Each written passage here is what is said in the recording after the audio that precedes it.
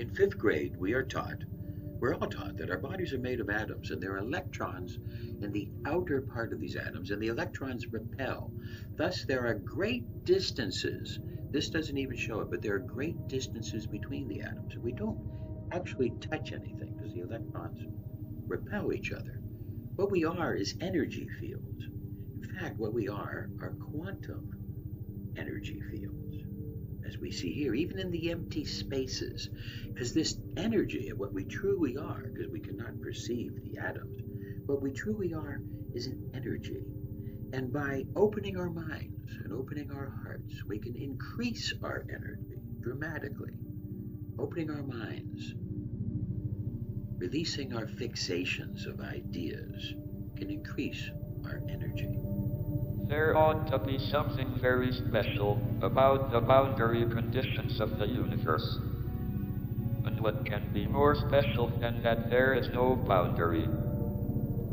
And there should be no boundary to human endeavor. Finally, Stephen Hawking realized there's no boundary conditions in the universe. The universe is infinite. Where is the center of the universe? Well, this might sound crazy, but it's everywhere. Take a look at these two layers. They are exactly similar, except the top layer represents a 5% expansion of the bottom layer. Let's say that you live on one of these dots, and you want to measure where everything's moving away from. Well, watch what happens when I line up a dot in the past and the present. Boom. It looks like the center of the expansion. I can do this with any dot. As soon as I choose a dot to be the frame of reference, it immediately becomes the center of the expansion.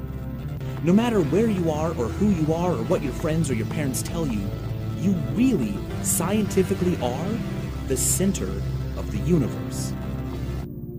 With no boundary layers, as Stephen Hawking has told us, we can see that there's an infinite and yet infinitesimal universe that goes beyond just what we think and what we can see and feel, but goes beyond this.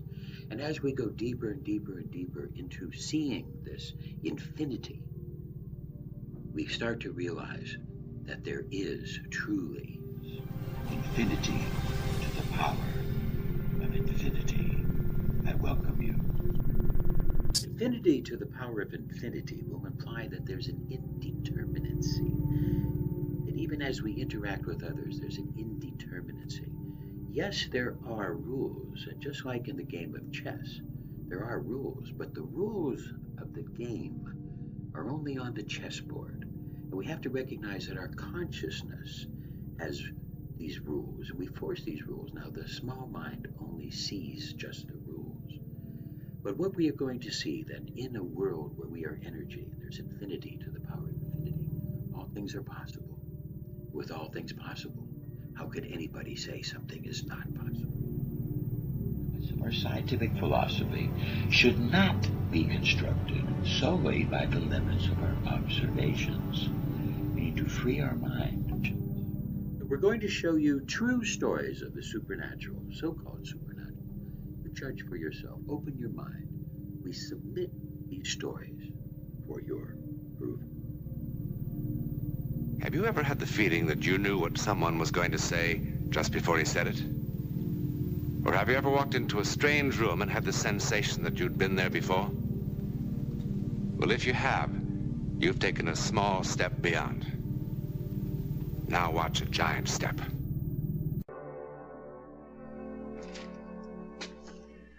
This is one of the storerooms of a salvage company in Connecticut.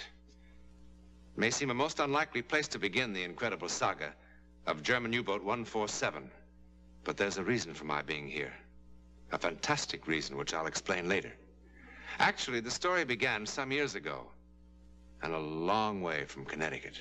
It was early spring 1945, and Hitler's Third Reich was dying. 147 was one of the last U-boats to survive. Now it waited off the coast of northern Germany to begin its final voyage. Der! Heil Hitler! Heil Hitler. Be careful with those briefcases. An honor to have you aboard, sir. I shouldn't be on board. I should be with the Führer, fighting until the end. Put them in my cabin. May I show you to your quarters? The captain is generous. My orders from the Admiralty are quite specific. So long as you are aboard this boat, you are in command, Herr Bartman. My orders are not so specific. We must somehow keep this dream alive. Herr Kapitän, enemy aircraft! Herr Bartman! Alarm!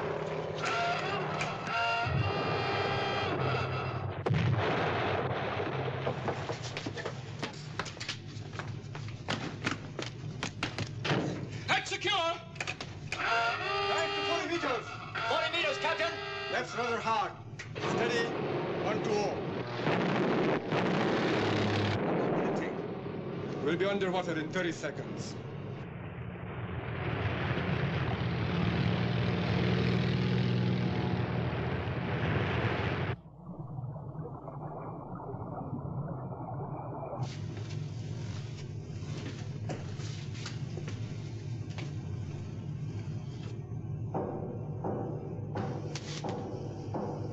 Oh my God! What is it? Someone is trapped on top! Surface at once! Service at once, Captain! What are you doing? I'm going up after him. You can't. The plane will kill us all. One of my men is drowning up there. You cannot surface. I will not allow it. That is an order.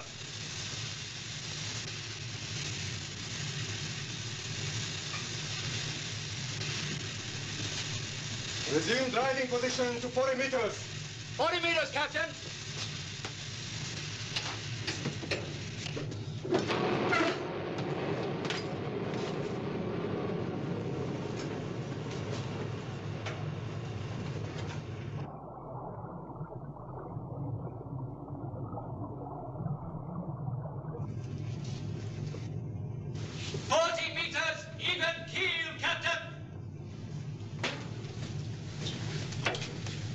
All stations.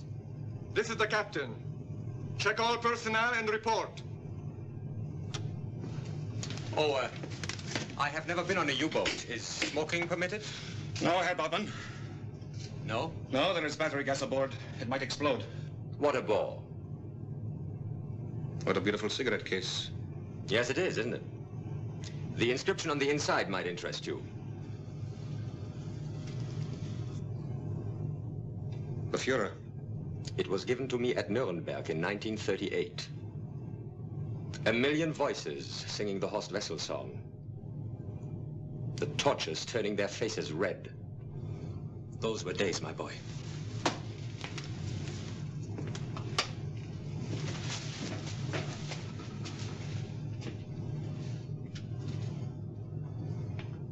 Engine room reporting, Captain. All hands at station. Aft torpedo room. All hands at station. Waiting room at station. Forward torpedo room. All hands at station, Captain. That leaves only the control room. Captain, you must understand that the life of every German is as dear to me as it is to you.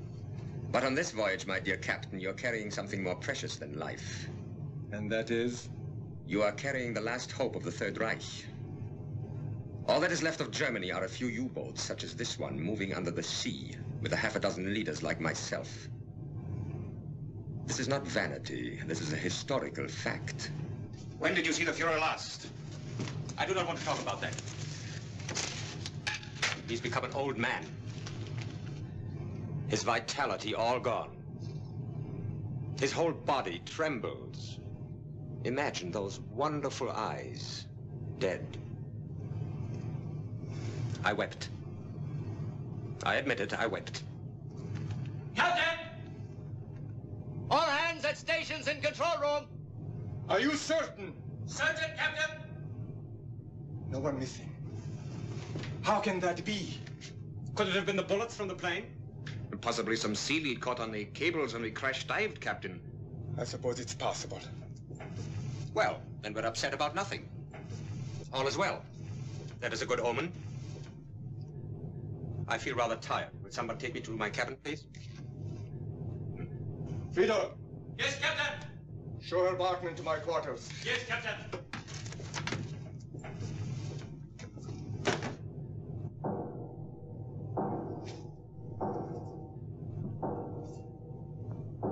What is it?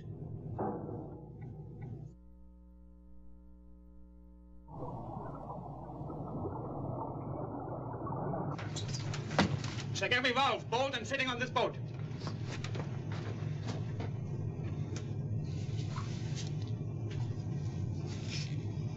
Nothing. Absolutely nothing. Keep looking.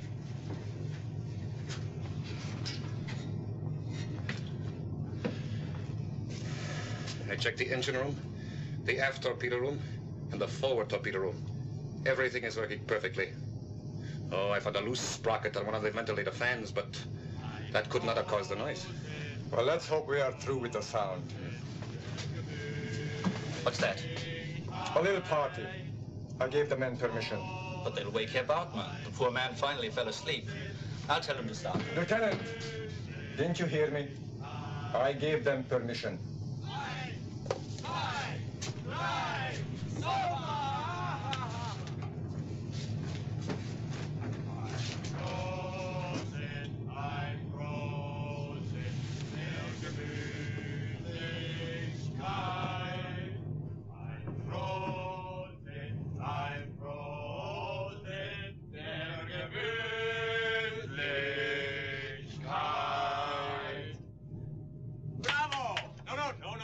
Get up for me.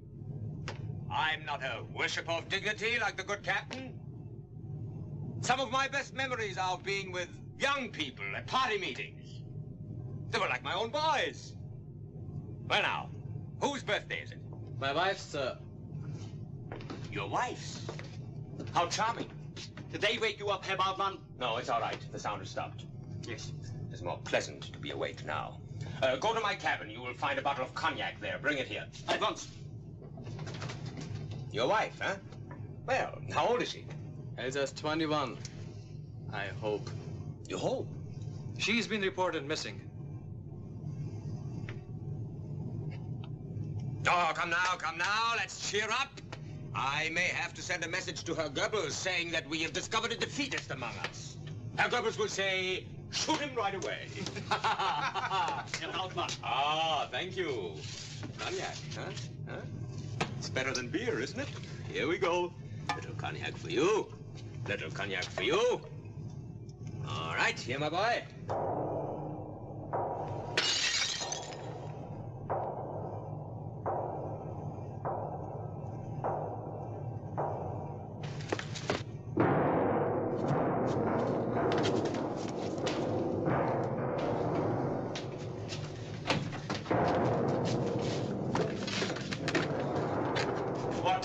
Stupidity is this?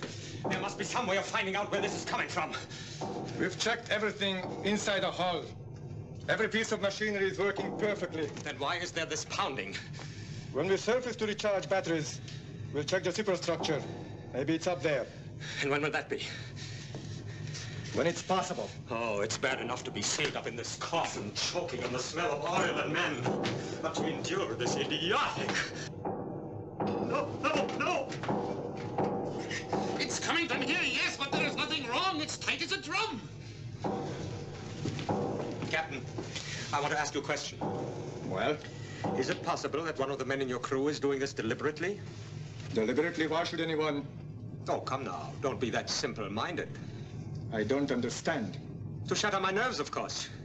To make it impossible for me to carry out my mission. That's ridiculous. I do not think so. Even if anyone wanted to, how could they? What do I know about U-boats? I would make a very satisfactory victim for the trick. Is there no way to stop this pounding? Will this pounding ever cease? Captain Medical Officer. Yes. What for? What for? A sedative, perhaps, Herr Bartman. I do not need a sedative. I want the records of every man sent to my cabin. All the records are kept in the Admiralty in Berlin. Oh, that's most unfortunate. It might have been interesting to look into the captain's records also.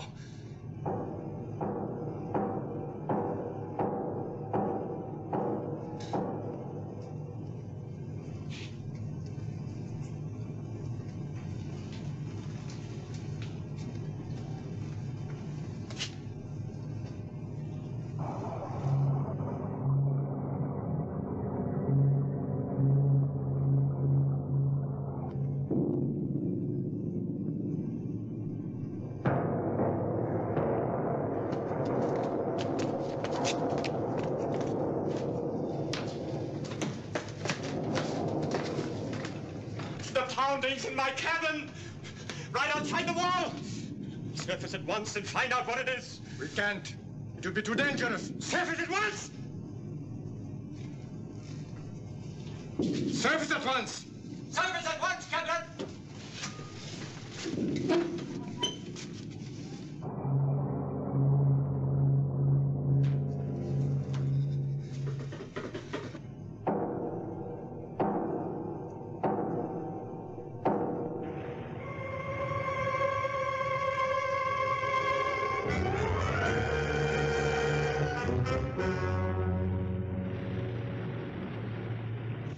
Everything still all right? No signs of anything so far, Captain. Keep a sharp watch. Yes, Captain.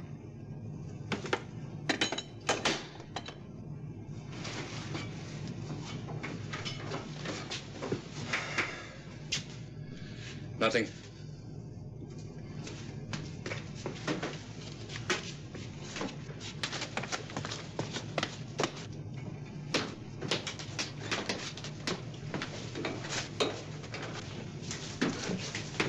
Radio message, Captain. Thank you.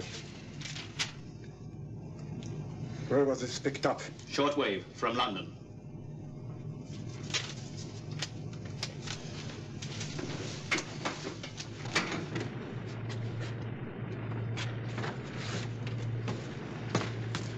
Herr Bartmann, we haven't found the trouble yet, but I assure you Yes. We will stay up here until we do find it. I didn't know that fresh air could taste so sweet.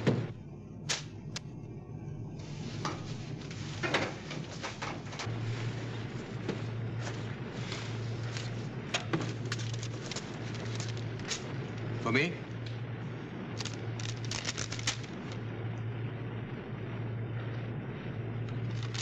It is a lie. I doubt it, Herr Bartmann. Who gave you this? The radio man, of course. It is another deliberate attempt to harass me. Herr Bartmann, I assure you. Who is this radio man? What is his background? Lieutenant Friedel is in charge of personnel. I found him reliable.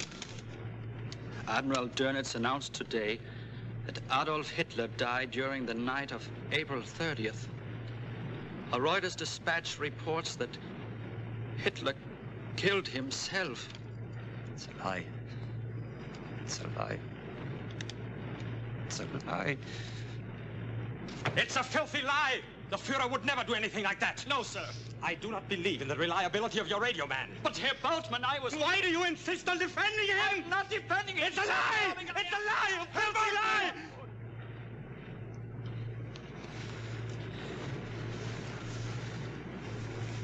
Why are we fighting among ourselves? We're all that is left. Captain, I wish to speak to the men.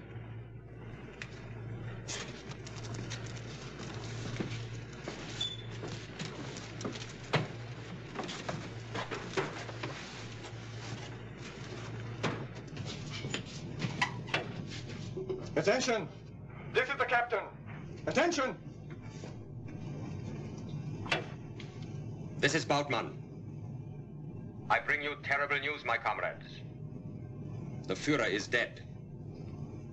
He died like a hero, leading his troops into battle. We are Germany now. We must be worthy of the Fuhrer's courage.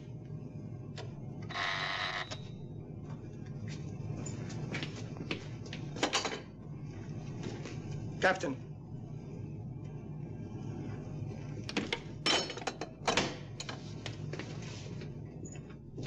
Attention! This is the captain. Everybody to dive stations! What are you doing? A boat is approaching from the south. We haven't found out about the pounding! We haven't found out about the pounding! Ships are 10 miles away! Oh, no! No! No! No!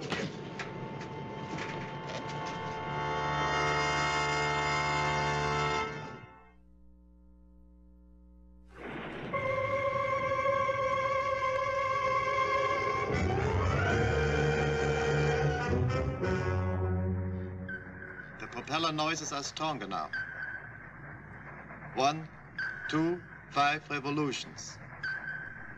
Sounds like a destroyer. How close? between 3,000 and 4,000 meters.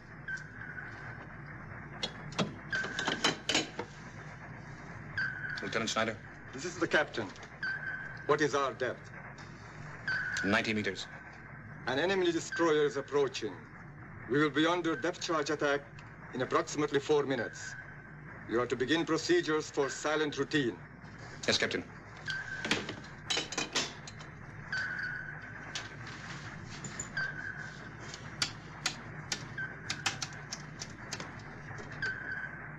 This is Lieutenant Schneider. All electrical equipment except battery for lights will be shut off. Shoes are to be removed. There will be no unnecessary talking. And what do we do if the pounding starts again? Power room will turn off motors. Chief engineer will disconnect ventilating system. That is all.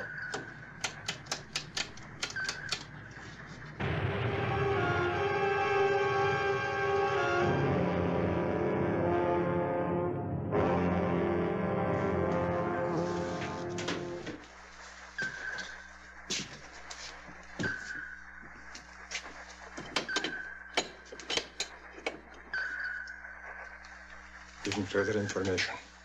2,500 meters. Still closing. Propeller 125 revolutions.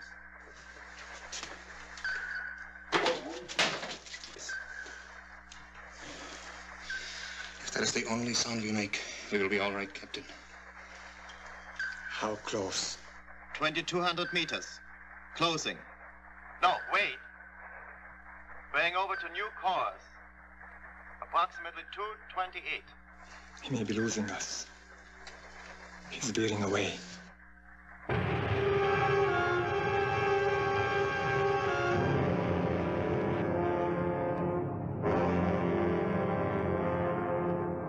Well? Well? 4,000 meters. Still moving away. Now on course 206. He's all over the ocean. He's lost us.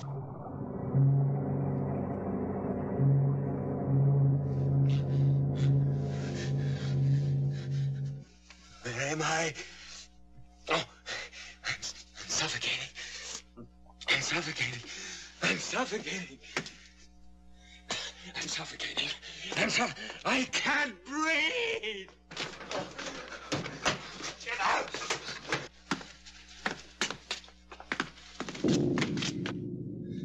What is it? What is it? I can't breathe. I can't breathe. I must have air. The destroyer will pick up the pounding and come back. Indeed it will, Lieutenant. What is it? Where can it be? Air! Air! Air! Air! He struck me! He's doing the pounding. Arrest him! Arrest him! He's doing it! Can't you see? Tell him where I am! Tell him to stop the pounding! Tell him to stop the pounding! Oh, listen. I'm Bautmann. Remember, the Führer, he embraced me. He said to me, Nuremberg. Million voices, screaming, faces, blood, head. I gave him Pentosil. Faces. Make him unconscious in a minute. Red voices.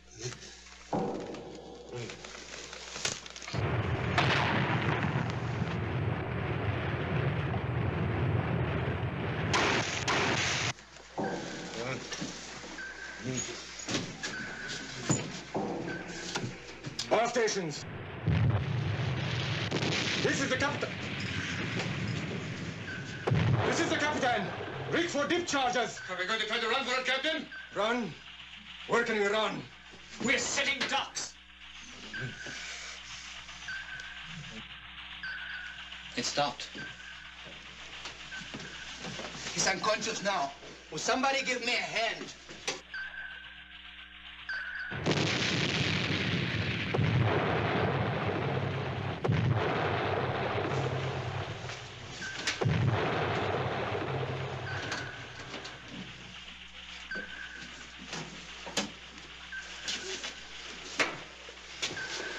Dear God, only when he's conscious. What? We hear the pounding only when he's awake. When he's asleep, it's gone. It's gone now. Don't you see? Somehow it comes from him. That could not be. It follows him from place to place. No, it's not possible. It's not possible. All stations.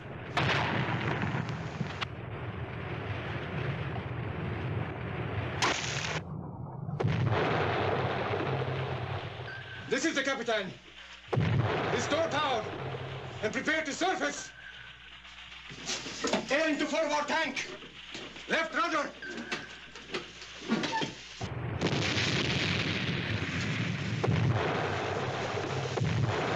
We're going to surrender. Surrender? The war is over.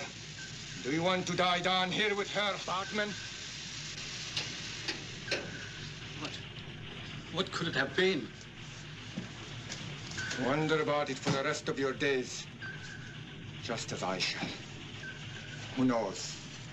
It might be good for our souls.